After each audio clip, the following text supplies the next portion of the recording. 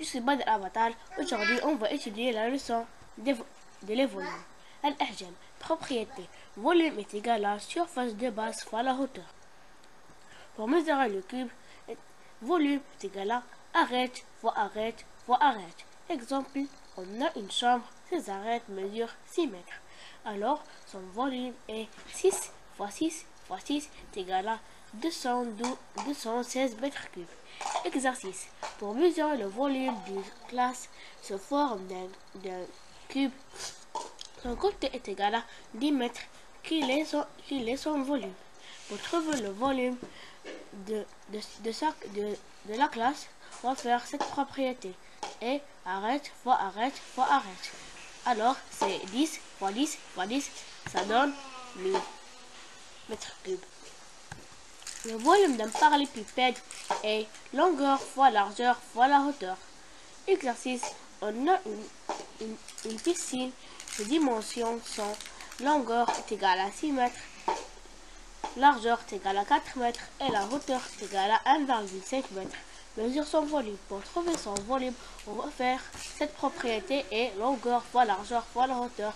Alors c'est 6 fois 4 fois 1,5, ça donne 36 mètres cubes.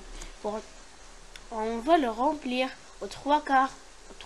Combien de litres d'eau on a besoin? Pour trouver le besoin de litres, on va faire 36 fois 3 sur 4, ça donne 27 mètres cubes égal à 27 000 litres. Le volume d'un cylindre droit, volume est égal à rayon fois rayon fois rayon fois pi fois hauteur. Exercice. On a un réservoir d'eau à la forme d'un cylindre droit. Ses dimensions sont: la hauteur est égale à 30 décimètres, son rayon est égal à 20 décimètres.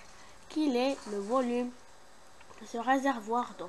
Pour trouver le volume de ce réservoir d'eau, on va faire cette propriété rayon fois pi fois hauteur. Alors c'est 20 fois 20 fois 3,14 fois 30.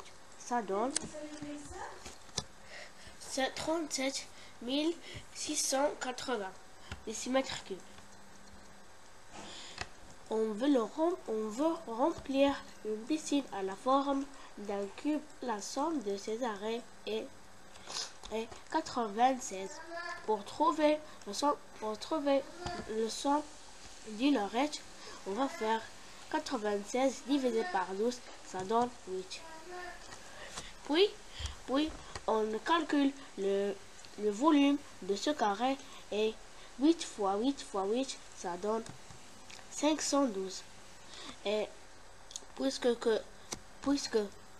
37 680 décimètres cubes est plus grand que 512 décimètres cubes, alors oui, il va le remplir.